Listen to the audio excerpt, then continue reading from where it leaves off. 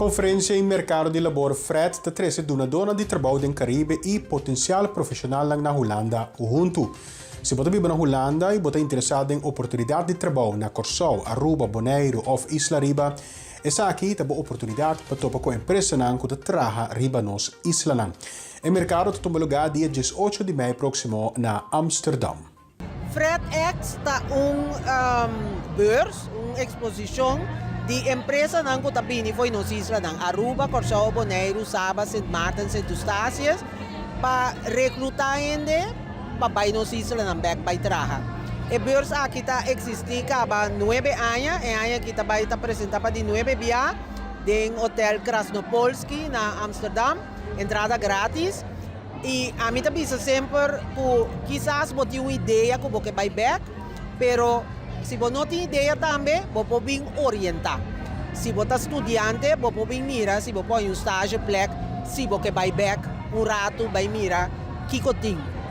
Você pode vir também para o network, também tem leasing, também tem workshops, também tem diferentes empresas que também foram diferentes de nós islas, para vir conversar, para vir ser conhecido e me se tendo na conta que a empresa aqui, se não tomamos para um trabalho, que não lo paga turbogasto, não também, porque você tem uma pergunta que nós não paga minha passagem também para baixo.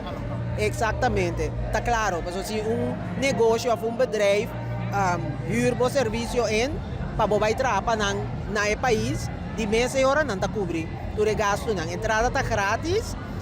Awe na beurs, nós estamos dando a oportunidade que nós podemos inscrever, nós podemos scan o QR code, anto load ng CV, anto diferente empresa nang por mira se tem match, pero se não tem match também esse não tem kulaga para desanimado, para bisa nome não tá bem. A mim também sempre tem uma oportunidade, sempre tem sistema que se você of você pensa sempre o país que bubek.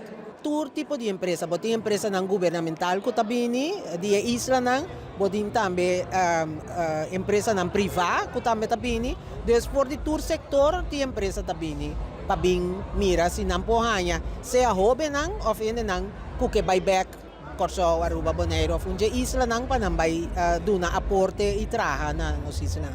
Dus dia 18 de maio na Amsterdam. Dia 18 de maio na Hotel Krasnopolski na Amsterdam. O horário está de 19 para 7 horas. Nós também temos também snacks, coisas criollo. E aqui também tem parte de entertainment também. E agora vou conversar com ele também, para suportar porque vai trazer mídia. Sempre tem conselho e me pode dar também diferentes aspectos de mídia, como está trabalha, etc. E sempre nos pode network, mas não está bisa.